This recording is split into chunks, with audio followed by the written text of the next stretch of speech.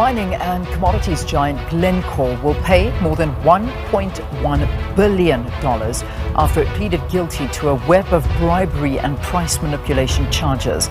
Yeah, we know all seven actually from the US Department of Justice, which claims that those countries are Nigeria, Cameroon, Ivory Coast, Equatorial Guinea, Brazil, Venezuela and the Democratic Republic of Congo, the DRC. First of all, Africa. Africa is not poor. No, sweetheart. Africa is not poor. Africa is poorly managed. Yes, a problem well understood is a problem half solved. Africa is not poor, it's just poorly managed. And here is why. 80% of natural minerals are stolen from Africa on a monthly basis. 80% of the natural resources are stolen. Many African countries are rich in natural minerals, but they have nothing to show for it. Take for instance Zambia. Zambia is the world's largest producer of copper, but it has nothing to show for it. Ivory Coast produces 95% of cocoa's production, and they only take home 2% of that revenue. Only 2%. Because the money goes to those people who know how to make the finished goods. I mean, what use is a country having natural resources if they can't make use of it? They can't turn these natural minerals into finished goods. I mean, that's where the real issue is. When you have a country with people who lack the professionalism or the skills to transform natural minerals into finished goods. And I have to blame the lack of education or the nature of education that we receive in most African countries, because you cannot aspire to be what you've not been exposed to. The level of education most African countries have is just so, it's so ancient. The curriculum was developed in the 1970s, where the Europeans wanted to create a lot of civil servants. So that type of education was set up, and sadly that type of education still exists. Many of us go to school and we end up being job seekers than job creators. That's the major issue. We're not well informed on how to make good use of our natural resources.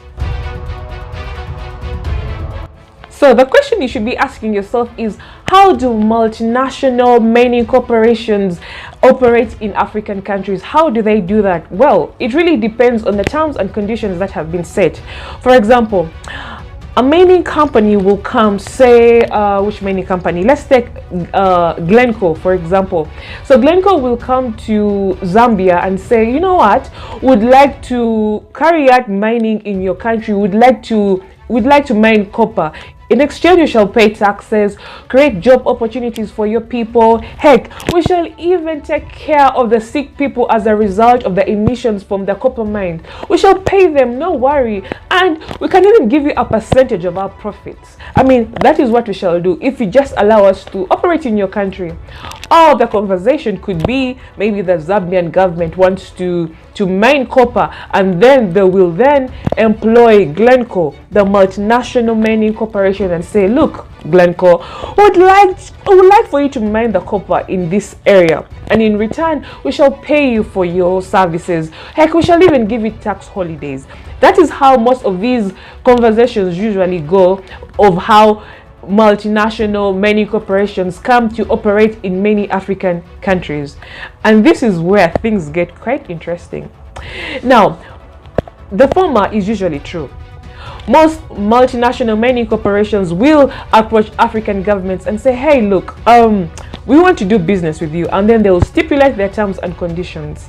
Now, you need to keep in mind that most of these companies tend to operate in countries where it is very, very easy for them to transfer their profits easily to their home countries. Easily. Tax evasion is what I'm talking about. Case in point, this is the scandal between Glencore and Mopani copper mines in Zambia. Glencore is one of the world's largest mining corporations based in Switzerland. That's where it has its headquarters. And Mopani copper mines is one of the largest mining copper mines in the south of Africa. So in a leaked audit report of 2011, it was established that Glencore owns 73% of shares in Mopani. Yes, the company that is based in Zambia. It bought off the shares in 2000. It bought 73% of the shares, and it was evading taxes the whole time. It was evading tens and tens of thousands of dollars of Zambian taxes. Apparently, Glencore was using complicated algorithms to manipulate the prices of copper, but to the extent that the Zambian government was making $100 million in losses on an annual basis. 100 million. They were literally getting peanuts. In 2006, according to the Glencore report from the Swiss government, Glencore was exporting copper worth, come close, $3 billion of copper outside of Zambia. But guess what? According to the Zambian documents, Zambia recorded that it was exporting $50 million in copper. I mean, look at that discrepancy. $30 billion and $50 million because of the manipulation of the prices, transfer pricing manipulation, tax evasion, everything. That is how they came to know about what was really happening. And luckily enough, the Zambian Revenue Authority got wind of it, and they have been battling it out with Glencore since 2009. And just like how all bad things come to an end, the Supreme Court of Zambia fined Mopani copper mines $13 million of tax evasion. They fined them. They needed to pay that, and reached the point where Glencore was saying, you know what, I mean, this is just too much for us. It was scandal after scandal, scandal after scandal, and Glencore decided to close its operations in Zambia. It sold off its shares to the Zambian state investment company called ZCCM, which apparently owned 10% of Mopani copper mines during the time when Glencore acquired 73% of the shares in Mopani. And I can say things were really not looking up for Glencore, because there are lawsuits filed against them for tax evasion in USA, in the UK. So yeah, it really exposed them for who they truly are. And this is information you can never see in the mainstream media because there was a cover-up. But for those people who are interested in reading about the full scandal between Glencore and Mopani copper mines, I'm just going to drop the link in my description so you can go to the websites and read all about this scandal. Now, these multinational corporations tend to have multitudes of lawyers, accountants, and experts in every field. And sadly, most African governments do not have those experts. And that's where the issue is. Most multinational corporations tend to take advantage of those loopholes because they know they can get away with anything. And get this. Now, to make it even worse, they go ahead and employ a few local nationals in their top management. Before I can continue with this video, if you're finding this information very interesting and informative, please hit the like button. That way, you'll be telling the YouTube algorithm that you find this video very interesting and informative, and they will then recommend it to other people to watch as well. Corruption began, and it involved even very quickly these guys flying with private jets with lots of cash right into Juba, the capital of South Sudan, and starting the bribery so they could get these oil contracts from South Sudan. These few locals, their job really is just to be corrupt. They'll go ahead and bribe corrupt political officials to swing favors their way. When it comes to tax evasion, they just tell them, look boss, just look the other way. I mean, we've given you this much, we've given you millions of dollars, just turn a blind eye. When it comes to land conservation, turn the other way. When it comes to not paying for the health facilities for the people affected by the activities in the mining areas, look the other way. Remember, those are some of the terms and conditions in their contracts. So they bribe off these political officials to turn the other way. So that is a cover-up. No one needs to know. And the same multinational corporations in most cases will even go as far as funding wars to create instability. Whenever there's instability, they're benefiting the most. For those of you who are always questioning, why are there so many wars in Africa? This is one of the reasons. Multinational corporations who fund wars to create instabilities in their favor. You can read about the case of Shell in Nigeria. It will give you a very great insight of what I'm talking about. And did you know Africa loses about $50 billion? The whole of Africa loses about $50 billion on an annual basis based on illicit financial flows. That is completely correct. it's about that much. However, this is changing because most African economies, most governments have realized the schemes most multinational mining corporations do. They've realized their schemes and they are awake. They see them for who they truly are, and boy, are they making a change. They are going hard on them to demand for what is theirs. You know, they always say the poor are always suppressed and exploited until they stand on their 2 feet and demand for what is theirs. That is what is happening in most African countries. They are standing up for what is truly theirs and going against these multinational corporations. The revenue authorities are really doing their job. They're not sleeping anymore. On that note, I would like to say that the mining industry is a very lucrative business in Africa, because the mining companies basically deal in mining, oil and natural gas exploration. However, the challenge is that most African governments still have issues when it comes to auditing these firms. They lack information required on how to tax these mining companies, these oil companies, these natural gas exploration companies. There is still that big gap. They don't know how to audit them, how to follow up on compliance issues. They don't know how to tax them.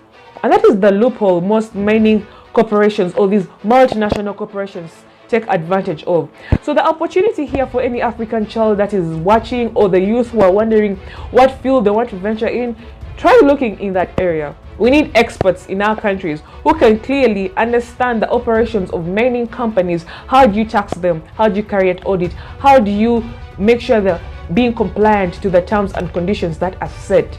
Those are the experts we need on ground. We need to wake up, take advantage of these opportunities, because the world is always evolving. The scramble of Africa is still very much existent. Colonization is existent, but it's in the shadows. It's still there. We need people who can fight for these African economies. We need Africans to fight for Africa.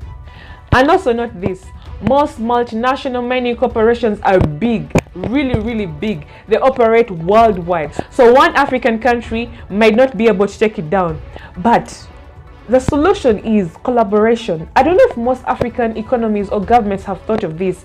You can collaborate with one another. The East African region can collaborate. The West African region can collaborate. North Africa can. South of Africa can. They can collaborate against these multinational corporations and see how they can put in place policies that protect them, that protect their interests. How do we tax these people? How do we audit them? They should be able to share experiences, solutions with one another, because the same multinational mining corporations operate in most of these African countries. They are the same if you look closely. And lucky enough, some of these collaborations are already existent. For example, in West Africa, there is what they call the Economic Community of West African Countries, ECOWAS. The collaboration is already there. They can go ahead and take advantage of that collaboration to put these policies in place. But sadly, looks like most of these countries don't know that they can take advantage of that.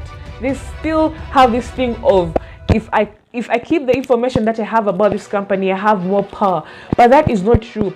If we collaborate together, we have more power, we have more negotiating power, we have more strength, because we are one body. Imagine coming against the whole of East Africa, not just Uganda, not just Kenya, not just Tanzania, but East Africa. You need to come correct, because they will be experts on board. So that is the future of Africa. So guys, I end this note by saying Africa is not poor. Africa is poorly managed. And we live in a world where it's all about marketing and branding. And I have to say, the African continent is the most misrepresented continent in the world. But the onus is on us. It's time that we Africans tell the African story, that we write our own history. We shouldn't allow foreigners to tell our history. Chinua Achebe, in his novel Things Fall Apart, said, "Until the lion learns how to write, the story will always glorify the hunter." So Africa, the sleeping giant, you need to wake up. Africans in general, we need to wake up, tell our own stories, change the narrative, change the status quo. The change begins with you. It begins with me.